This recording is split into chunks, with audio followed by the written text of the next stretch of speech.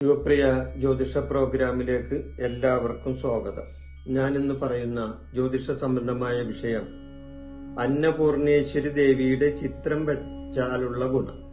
അതായത് അന്നപൂർണേശ്വരി ദേവിയുടെ ഫോട്ടോ വീടുകളിലോ മറ്റ് സ്ഥാപനങ്ങളിലോ വെച്ചാലുള്ള ഗുണത്തെ പറ്റിയാണ് ഞാനിത് പറയുന്നത്. ഈ വിഷയം അതാണ്. അന്നപൂർണേശ്വരി ദേവിയുടെ ചിത്രം വെച്ചാൽ അന്നം മുട്ടില്ല. അതാണ്. അന്നപൂർണേശ്വരി ദേവിയുടെ ചിത്രം വെച്ചാൽ അവിടെ അന്നം മുട്ടില്ല. ഇത് വീടുകളിൽ മാത്രമല്ല, ഹോട്ടലുകളിലും റെസ്റ്റോറന്റുകളിലും ഭക്ഷണ സാധനങ്ങൾ വിൽക്കുന്ന ഏത് കടയിലും വെക്കാവുന്ന ഒരു ഫോട്ടോമാണ്. അന്നപൂർണേശ്വരി ദേവി അന്നദാതാവാണ്.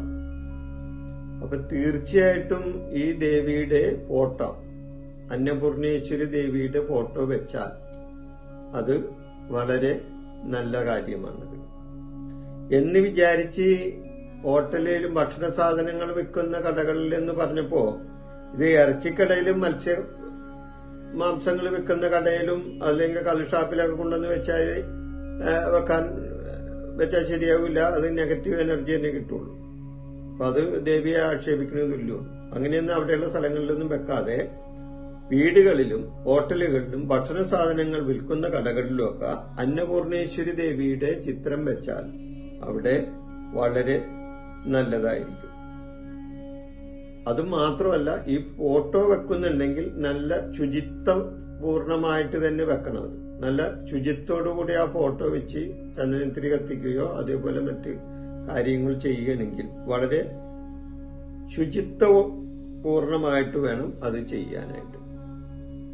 അതേപോലെ തന്നെ വീടുകളിൽ അടുക്കളയിൽ വെക്കരുത്. കാരിശ്ശേരി അടുക്കള അന്നപൂർണേശ്വരി ദേവിയുടെ സ്ഥാനമാണ്. കാരണം അവിടെ അന്നമാണല്ലോ അവിടെ അടുക്കളയിൽ നിന്ന് നമുക്ക് പാകം ചെയ്യുന്നത്. എന്നിരുന്നാലും അത് അടുക്കളയിൽ വെക്കരുത്.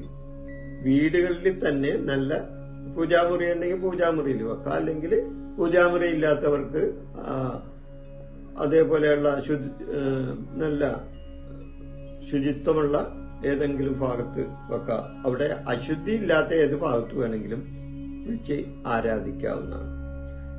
അന്നപൂർണേശ്വരി ദേവിയെ ദിവസവും പ്രാർത്ഥിക്കുക. ചന്ദനത്തിരിയോ വിളക്കോ വെച്ച് പ്രാർത്ഥിച്ചാൽ അത് കൃത്യമായി ചെയ്തുകൊണ്ട് പോകണം. അങ്ങനെയുണ്ട്. നമ്മൊരു വിളക്ക് കാണിക്കുകയാണെങ്കിൽ, ഒരു ഫോട്ടത്തിന്റെ മുമ്പിൽ ഒരു വിളക്ക് കാണിക്കുകയാണെങ്കിൽ അത് കൃത്യമായിട്ട് നമ്മൾ ചെയ്യണം. അല്ല ഒരു ദിവസം ചെയ്ത് പിന്നെ കുറച്ചു ദിവസം കഴിഞ്ഞ് ചെയ്യില്ല, പിന്നെ ചില ദിവസം ചെയ്ത് അങ്ങനെ ചെയ്തിട്ട് കാര്യമില്ല. കൃത്യമായിട്ട് അതവിടെ ചെയ്യണം.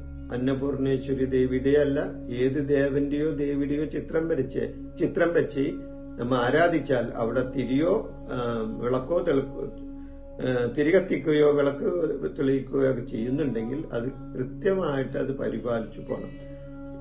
അവിടെ ഭംഗം വരാനുള്ള കാര്യങ്ങൾ വന്നാൽ അത് വേണ്ട എന്ന് നോക്കണം. കാരണം വാലായ്മ, മരണം, അങ്ങനെയുള്ള കാര്യങ്ങളൊക്കെ വീടുകളിൽ വന്നാൽ അപ്പോൾ അതിനുള്ള ആ അവധി കഴിഞ്ഞിട്ട് പിന്നെ നിങ്ങൾക്ക് തുടർന്ന് ചെയ്യാവുന്നതാണ്.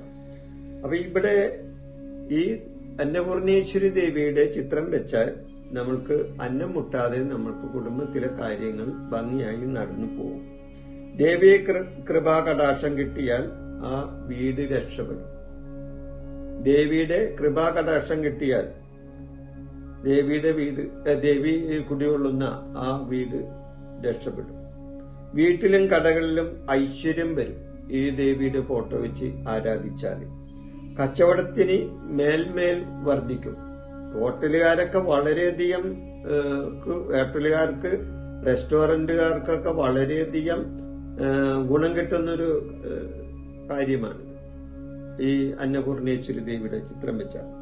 വീടുകളിൽ എന്നും ഭക്ഷണ സാധനങ്ങൾ നിറയും. ശാന്തിയും സമാധാനവും അവിടെ ഉണ്ടാവും ഈ അന്നപൂർണേശ്വരി ദേവിയുടെ ചിത്രം വെച്ചാൽ.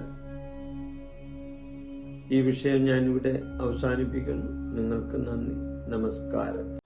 എന്റെ ഈ ജ്യോതിഷ പ്രോഗ്രാം നിങ്ങൾക്ക് ഇഷ്ടപ്പെട്ടാൽ ഇത് സബ്സ്ക്രൈബ് ചെയ്യാനും ലൈക്ക് ചെയ്യാനും ബെൽ ബട്ടൺ അമർത്താനും മറക്കരുത്.